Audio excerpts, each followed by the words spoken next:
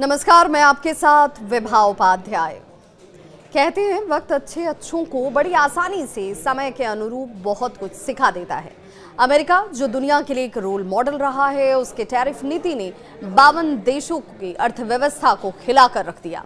सवाल ये कि क्या इस बढ़े हुए टैरिफ का असर भारत सहित तमाम दूसरे देशों को ही परेशान कर रहा है, या इस वक्त अमेरिका खुद भी इसका खामियाजा भुगत रहा है। ट्रंप के लिए इस वक्त दोहरी चुनौती नजर आती है, क्योंकि इस बार उनके दो अपने ही करीबी आपस में भिड़ रहे हैं। जी हां, हम बात कर रहे हैं पीटर नवारो और साथ ही साथ एलन मस्क की। अमेरिकी राष्ट्रपति डोनाल्ड ट्रंप की टैरिफ नीति को लेकर अब उनके अपने ही सलाहकार आपस में भिड़ गए हैं। व्हाइट हाउस के दो बड़े आर्थिक सलाहकारों की बात करें, जिसमें पीटर नवारो और एलन मस्क हैं, वो एक दूसरे के खिलाफ खुलकर बोलते हुए नजर आ रहे हैं।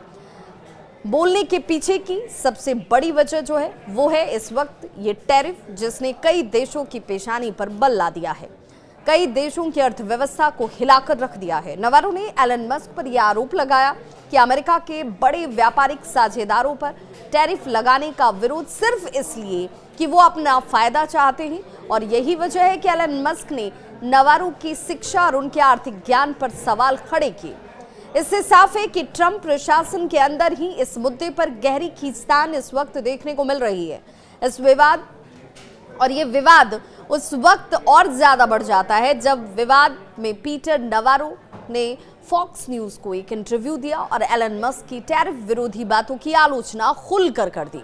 उन्होंने ये कहा कि एलन मस्क जो ऊर्जा विभाग से भी जुड़े हुए हैं, वहां उनका काम बेहतरीन है, वो काम बेहतर करते हैं, लेकिन साथ ही साथ मस्क का टैरिफ का विरोध करना उनकी खुद की अपनी कंपनियों को फायदे का हासिल ना होना एक बड़ी वजह है। उनकी कंपनी जो फायदा चाहती है, वो फायदा उन्हें इस बढ़े हुए टैरिफ की वजह से नहीं मिल पा रहा।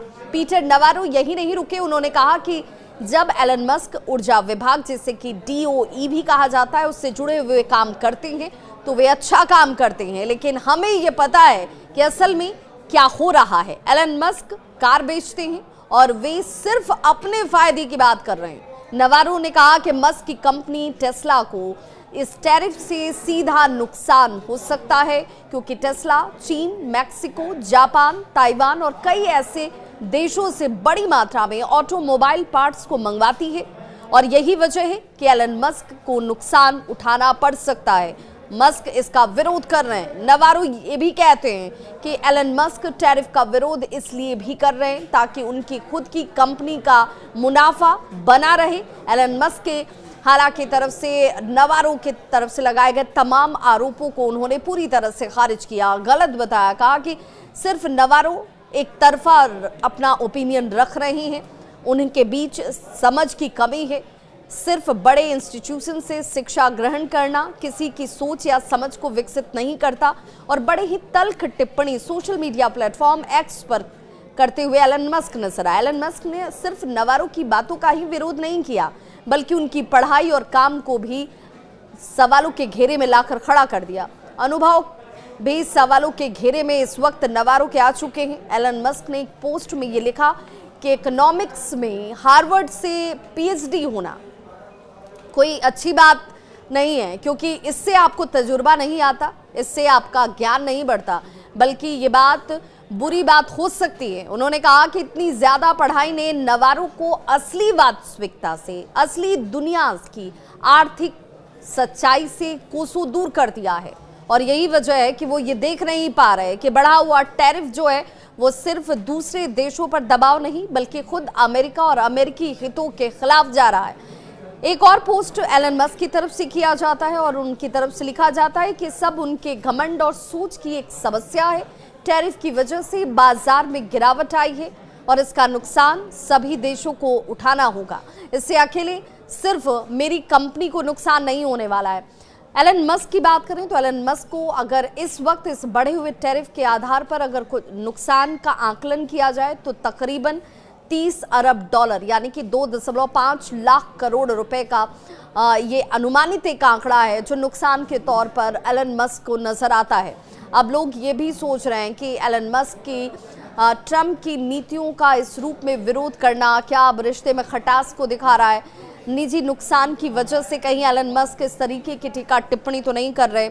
अब ये भी देखना बहुत दिलचस्प होगा कि ट्रंप इस विवाद से किस तरीके से निपटते हैं, क्योंकि सिर्फ दूसरे राष्ट्रों का दबाव ही इस वक्त डोनाल्ड ट्रंप पर नहीं है, बल्कि उनके खुद के अपने सचिव का दबाव है, अपने सहयोगी का दबाव है, अपने राष्ट्र के अंदर भी कई तरीके से इस वक्त अर्थव्यवस्था जो हिली हुई है उसका दबाव भी ट्रंप के ऊपर नजर आता है।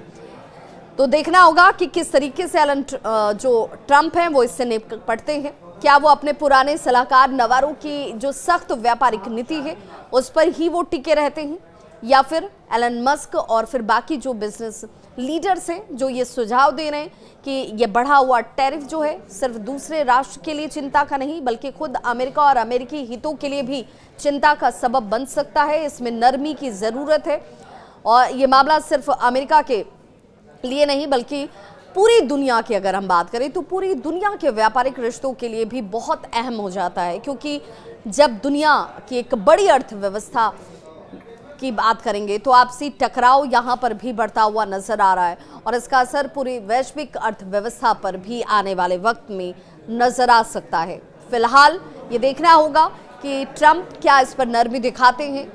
फिलहाल दुनिया पहले से हो कई आर्थिक मुश्किलों से इस वक्त भी जूझ रही है और इस बढ़े हुए टैरिफ के बाद जो आर्थिक दबाव है उस दबाव से कैसे दुनिया निपटती है और भारत इस पे कैसे जीत हासिल करता है, ये इस वक्त सबसे बड़ी चर्चा का विषय बना हुआ है। लेकिन क्या ट्रंप अपने सहयोगियों की बात से इत्तेफाक रखते हैं? क्या ट्रंप एलन मस्क की बात से इत्तेफाक रखते हैं? ये सारे सवाल हैं जिन सवालों के जवाब आने वाले वक्त में मिलेंगे। इस खबर पर क्या है आपकी राय, बताइएगा जरूर। मैं आपके होस्ट और दोस्त विभा।